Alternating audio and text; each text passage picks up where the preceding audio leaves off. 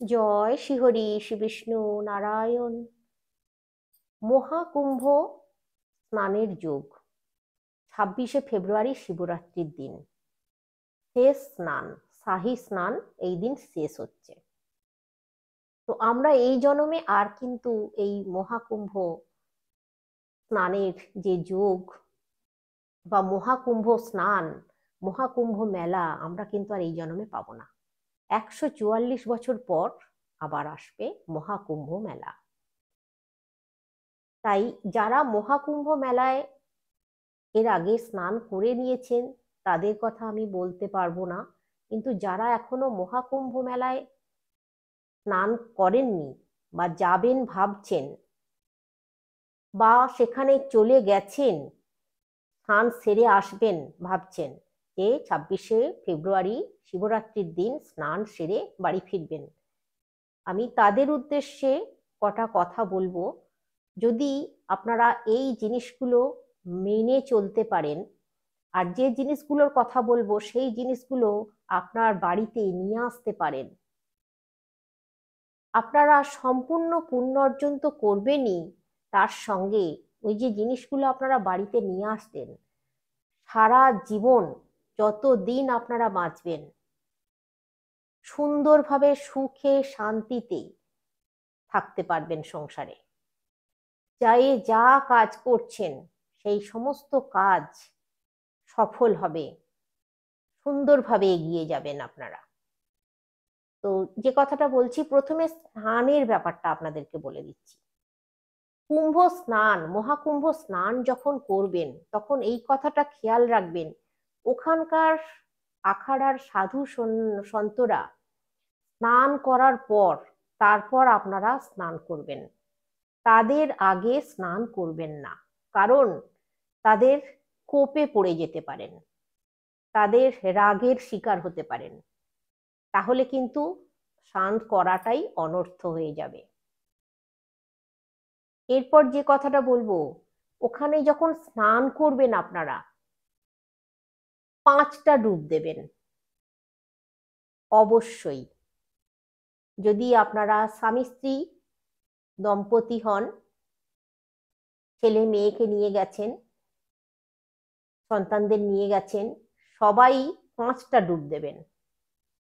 বিবাহিতদের তো 5টা ডুব দিতেই হবে, আর যারা যারা বিবাহিত নন তারা 5-এর বেশি দিলেও দিতে পারেন, তবে 5টা ডুব দেওয়াটাই ভালো। সূর্যদেবকে জল অর্ঘ্য দেবেন। যখন ডুব দেবেন, ডুব দিয়ে উঠবেন, পুরো ডুব কমপ্লিট করবেন 5টা ডুব, তারপর হাতে জল নিয়ে মাথার ওপর থেকে সূর্যদেবকে অর্ঘ্য দেবেন জলের। অবশ্যই এই কাজটা করবেন, সূর্যদেবকে প্রণাম করবেন। এরপর আপনারা করবেন কি, স্নানের পর প্রয়াগরাজে প্রসিদ্ধ যে হনুমান মন্দির আছে, বাসুকীনাথ মন্দির আছে, ওই মন্দির অবশ্যই দর্শন করবেন। পারলে অসহায়দের কিছু দান করবেন, যদি সম্ভব হয় কম্বল দান করতে পারেন, খুব মঙ্গল হবে। স্নানের পর কিছু দান করা খুব শুভ, খুব পুণ্যের। এরপর যে কথাটা বলবো, কোন জিনিসগুলো আনবেন আপনারা ওইখান থেকে, ওখান থেকে আপনারা মহাকুম্ভ স্নানের পর বাড়িতে নিয়ে আসবেন 5টি জিনিস। 5টি জিনিসের মধ্যে হচ্ছে ত্রিবেণীর মাটি, জল, ত্রিবেণীর মাটি, ত্রিবেণীর জল, ওখান থেকে ফুল। আপনারা ওই ত্রিবেণীতে যারা স্নান করছেন ওখানে তো ফুল নদীতে দেবেন আপনারা, নারকেল দেয় অনেকে, শুভ ফল শ্রীফল নারকেল দিয়েও স্নান করেন অনেকে, মানে স্নানের পর ওইগুলো ফুল, নারিকেল এগুলো দেওয়া হয় জলের মধ্যে, আপনারা দিতে পারেন অবশ্যই।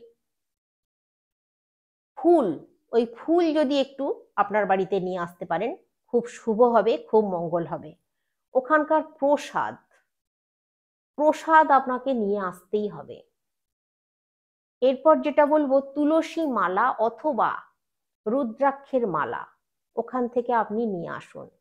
ওই তুলসী মালা নিয়ে এসে আপনি গলায় ধারণ করতে পারেন, অথবা তুলসী মালা নিয়ে এসে আপনার ঠাকুরের স্থানে রেখে দেবেন। রুদ্রাক্ষের মালাও তাই, রুদ্রাক্ষের মালায় আপনি জপ করতে পারেন। ওই রুদ্রাক্ষের মালা ঠাকুরের স্থানে রেখে দেবেন বাড়িতে নিয়ে এসে। খুব শুভ হবে, খুব মঙ্গল হবে। ওই যে আমি প্রথমেই বললাম, আপনাদের জীবন দেখবেন খুব সুন্দর ভাবে, মানে খুব ভালো থাকবেন আপনারা। রুদ্রাক্ষের মালা যদি সংগ্রহ করতে না পারেন, তুলসীর মালা যদি সংগ্রহ করতে না পারেন, একটা রুদ্রাক্ষ হলেও চলবে। পঞ্চমুখী যে রুদ্রাক্ষ, ওই পঞ্চমুখী রুদ্রাক্ষ একটা যদি জোগাড় করে নিয়ে আসতে পারেন, সেটা হলেও চলবে। নিয়ে এসে ঠাকুরের স্থানে রেখে দেবেন, বাড়ির সকলের মঙ্গল হবে তাহলে। তো আপনারা যারা ওখানে গিয়ে স্নান করবেন, তাদের কথা তো আমি বললাম, তারা কি করবেন, কিভাবে করবেন, কি জিনিস নিয়ে আসবেন। কিন্তু যারা যেতে পারবেন না, তারা কি করবেন? তারা অবশ্যই তাদের বাড়ির কাছাকাছি গঙ্গা নদী থাকলে, সরস্বতী নদী, যমুনা নদী, যার বাড়ির কাছে যে নদী আছে, অবশ্যই নদীতে স্নান করুন। 5টা ডুব দিন। 5টা ডুব দিয়ে সূর্য দেবতাকে আপনি জলের অর্ঘ্য দিন, সূর্য দেবতাকে প্রণাম করুন। ফুল নিয়ে যাবেন, নারকেল নিয়ে যাবেন, জলে ভাসাবেন। যদি পারেন একটা প্রদীপ, ঘিয়ের প্রদীপ জলে ভাসাবেন। স্নানের পর মা গঙ্গা দেবীকে প্রণাম করে জলে ভাসিয়ে দেবেন ঘিয়ের প্রদীপ। তাহলেও কিন্তু আপনারা সম্পূর্ণ পুণ্যার্জন করতে পারবেন এই দিন। এর পরেও বলবো, যারা নদী যাদের কাছে নেই, তারা এই দিন কিন্তু মিস করবেন না, স্নান অবশ্যই করবেন। স্নান বিনা থাকবেন না। বাড়িতে অবশ্যই নদীর জল নিজের জলের সঙ্গে, নিজের ঘরের যে জলে স্নান করেন সেই জলের সঙ্গে মিশিয়ে নিয়ে অবশ্যই স্নান করবেন। অথবা একটু তিল মিশিয়ে নেবেন, তিল মিশিয়ে নিয়ে স্নান করবেন নিজের বাড়িতে। নিবস্ত্র হয়ে করবেন না, বস্ত্র পরে নিজের বাড়িতে, নিজের বাথরুমে স্নান করবেন।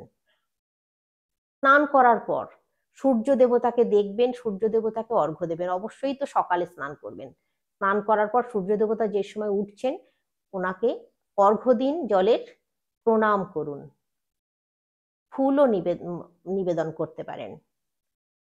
এভাবে করুন, তাহলেও কিন্তু সম্পূর্ণ পুণ্য অর্জন করতে পারবেন। যা করবেন ভক্তিভরে করবেন, দেখবেন আপনাদের ভালো হবে, মঙ্গল হবে। ঈশ্বর আপনাদের করুণা করবেন। আজকে আসছি। সকলে অনেক অনেক সুস্থ থাকুন, ভালো থাকুন। আগামী ভিডিওতে আবার দেখা হচ্ছে।